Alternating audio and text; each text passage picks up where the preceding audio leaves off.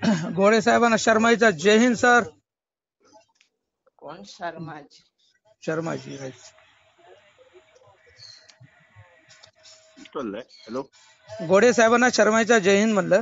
जय हिंद जय हिंद. बोला sir. Phone याच्यामध्ये केला अनमोल, म्हणजे फार महत्वाचं आहे त्याच्यामुळेच केला.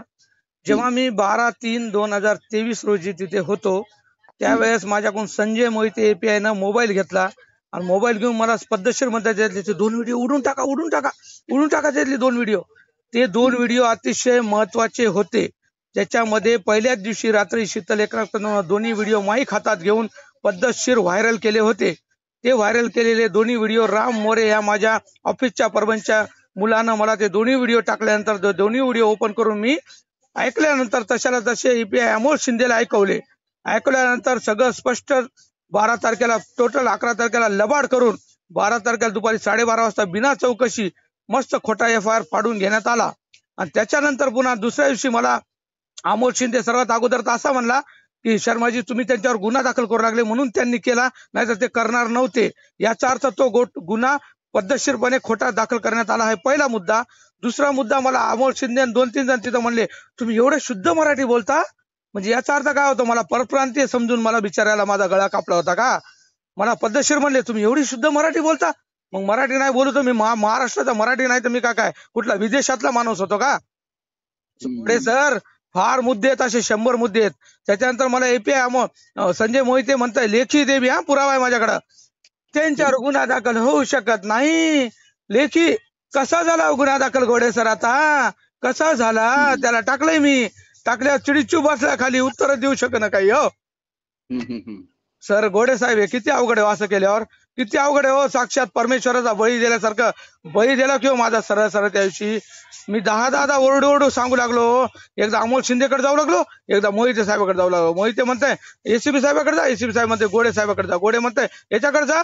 मी बिचारा त्या दिवशी सज्जन व्यक्ती इकडून तिकडं तिकडून इकडं इकडून तिकडं माझा घात घेण्यात आला होता. हो सरळ 100 पुरावे सबमिट करतो सर. 100 मोजून नाही केले घोडे साहेब तर नाव ओम शर्मा नाही माझं.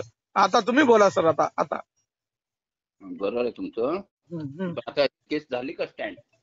ही केस तर स्टँड मी तर केली नव्हती, पण ही तर जामीनचे अर्ज टाकले त्याने खोटी एनसी दाखल करून पनवेल कोर्टात सेशन कोर्टात दिशाभूल केली. जज साहेबांची जामीन मिळवून घेतली, पूर्ण खोटी एनसी. घोडे साहेब विचार करा, मिळालेले सर मिळालेले तो मिळालेले असल्या कुठून रक्षकच भक्षक झाले, कुठून न्याय मिळालो घोडे साहेब? पद्धतशीर खोटी एनसी दिली आणि ती खोटी एनसी मी धरून दिली. एसीबी साहेबांना नेऊन सरांना म्हणलं खोटी एनसी पुऱ्याला पुरी याचा पूर्ण तपास तुम्ही करा नाही तर मी करतो म्हणलं. हे असं केलेलंच नाही म्हणलं मी त्या दिवशी. ही पूर्ण खोटी एनसी खोटं जोडून मस्त एनसीचा संदर्भ खोटा देऊन जामीन मिळवून घेतली. आणि जेव्हा मी कॉपी मागायला सेशन कोर्टात गेलो तेव्हा मला कुठे लवकर कॉपी द्यायला सगळ्या 13 दिवस सारख्या चक्रा मारल्या मी. तेव्हा 13व्या दिवशी मला पूर्ण कॉपी दिल्या. त्या कॉपीमध्ये 2-3 गोष्टी अशा निदर्शनास आल्या मी की येतं पूर्ण खोटं आहे म्हणलं, येतं सगळं लबाड आहे. हो याच्यात एनसी पूर्ण खोटी जोडून संदर्भ देऊन मिळून घेतला म्हणलं आयडिया जामीन. अरे म्हणलं ईश्वरा खोटी एनसी घेतली हो येणारायला का उलवेला काहून सर? मिळालेले असल्यावर कसा न्याय भेटल हो सर? घोडे साहेब कसा मिळालो न्याय? फक्त 1-2 अधिकारी चांगले आहेत, बाकी सगळे मिळालेले होते. हो मी बिचारा किती ओरडू सांगू लागलो. भगवान श्री दत्तात्रयाच्या मंदिरात ईश्वराच्या दरबारात मी हा ईश्वर झोपलो गेलो. तिथं तुम्ही पाहिलं हा ईश्वर कुठेच गेला नाही, मंदिरात झोपून होता म्हणून. सत्यता आहे का नाही घोडे साहेब? खरं बोला तुम्ही, आहे का नाही खरं आहे म्हणून. हो 3-3 वेळा बोला. आमच्या कार्यालयाकडनं काय त्रास झाला का तुम्हाला? तुमच्या कार्यालयाकडून घात सरळ कोणता झाला की सर किती त्या चार्जशीट मध्ये किती काही गोष्टी सर हे येतात. तुम्हाला मी 3-3दा म्हणू लागलो सर मी बहीण मानलेलं आहे, तुम्हाला देतो पुरावा, चला माझ्यासोबत. तुम्हाला देतो पुरावे सगळे की रक्षाबंधनच्या दिवशी शर्माजीचे कॉल क्लिअर निघाले. माणसं सांगायले पुरावे चार्जशीट जायच्या आधी. मी कितीदा सांगू लागलो मी एकटा ईश्वर काय करू, मोबाईल घेतल्याच्या नंतर काय करू मी ईश्वर काय करू? तुम्हाला 3-3 वेळा सांगू लागलो सर मी बहीण मानलेलं बरं का. आणि बहीण मानलेलं म्हणजे तुमचं काम होतं लिहायचं की बहीण मानलेलं आहे शर्माजींनी. तुम्ही मला प्रश्न केला होता तुम्ही त्यांचं हे ओळखता का, म्हणजे काही जात मला माहित नाही सर कोणती जात आहे काय मलाच माहित नाही, कारण की मी कधीच जातपात करत नाही, मलाच जातपात माहित नाही. हो आरोपी असल्या कारणाने तुम्ही जे कथन करणार ते ग्राह्य धरत नाही ना पोलिसांनी. ग्राह्य म्हणजे सत्य बोललेलं ग्राह्य धरत नाही. सत्य बोललेलं म्हणजे किती अवघड आहे.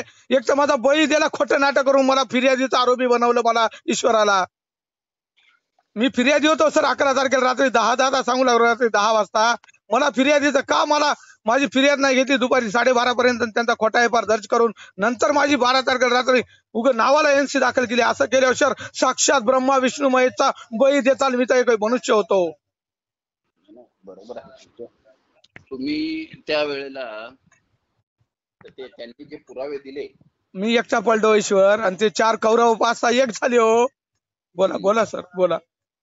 पुरावे जेव्हा त्यांनी दिले ना, तर त्या शिकली खोटं बोलली, त्याला आम्ही काय करणार? मग सर असं केल्यावर कसं होईल हो सर? 4 जण मिळून लबाड बोलले, इतके लबाड बोलले सर, एवढे लबाड बोलले की त्याची काही मर्यादाच नाही हो. सगळं 11 तारखेला घरी डाव रचून आले होते. 11ला जेव्हा मी 11ला विचारत तिथं झोपलो, 11ला पद्धतशीर घरी गेले, डाव रचला, आणि 12ला दुपारी येऊन अचानकपणे खोटा एफ खोटे 354, खोटी चार्जशीट, खोटा स्टेटमेंट, खोटे अट्रॉसिटी. सर किती अवघड आहे हो सर, किती अवघड आहे. ईश्वर दरबारी सत्तेचाच विजय होतो, तुम्ही लक्षात घ्या. मी तर खेटणार हो सर, मी खेटणार या मुद्द्याला. तुम्ही मला सत्यासाठी साथ द्यावं लागेल, बस एवढीच विनंती करतो. बस एवढीच माझी रिक्वेस्ट आहे की सत्यासाठी आता तरी उर्वरित सत्य साथ द्यावं लागेल. जर शिकले ते निघालं शर्माईचं, जर खरं ध्यानी विनीता तर म्हणा तुमची खैर नाही म्हणा हो. आमच्या कॉन्टॅक्ट मध्येच नाही राहणार नाही ना. लग्न लावून दिलं पद्धतशीर ध्यानीने 22/5/2023 खोटी पत्नी दाखवून माझी मुंबईला. कुठून तोंड दाखवतील, का तोंड देते तुम्हाला? कारण की पद्धतशीर लग्न लावून दिलेले पुरावे माझ्याकडे आहेत ना. 25 फोटो आणि 5 व्हिडिओ शीतलीचं लग्न लावून देताना. दाखवा मला हनुमान मोरेचा तलाक कुठे आहे, दाखवा ओम शर्मा नवरा दाखिला तर ओम शर्माचा तलाक कुठे आहे, खोटा नवरा दाखिलेला आहे तर खोटाच तलाक दाखवा म्हणा आम्हाला हो. असे बिना तलाकाचा बेशरम शेणखोर यांनी सुद्धा म्हणा समाजसेवक म्हणा गुच्छर्य उडवणारा, रंगरंगिली उडवणारा, स्नेहासोबत विनीताला खडवली हवेला म्हणते माझी पत्नी विनीता बर्फे म्हणला हो. ठेवू का अग्नीवर हात? अग्नी हातात घेतो सर मी, अग्नी स्वतःच्या हातावर नाही घेतला तर ओम शर्मात नाही मी हो. देव धर्म कलेला तुमच्या सगळ्याच्या समोर अग्नी हातात घेतो, सत्य बोलतो त्या दत्तात्रयाच्याच मंदिरात तिथं समोर. मग तुम्ही सत्य बोलताय, पण ते कसं आहे, कागद बोलला पाहिजे. कागद तुम्ही सगळे हे केलं ऐकलं नाही ना. कागदाकडून काळे बेंद्रे त्या मोहिते एपीआय मला म्हणते गुन्हा दाखल होऊ शकत नाही. कसं झालं आता त्याला म्हणलं कोणता तरी कॉन्टॅक्ट नंबर द्या की तुम्हाला, जेणेकरून तुम्ही एक मुक्त व्हाल. तुमच्याकडनं काय आपल्याला कागदपत्र मिळतील. काय करणार मी ईश्वर तुम्हाला? कारण की सिद्धार्थ इंगळे एक आणि ते वाशिमकर एक माझ्या ऑफिसला होता, त्याला सगळं सत्य माहित होतं. 50 जणाला सत्य माहिती आहे. 50 जणाला काय आहे ते ऑफिसच्या माझ्या. लबाड नारी ती, 100 खोट्यावर खोटे बोलणारी शीतल एकनाथ कदम गद्दार.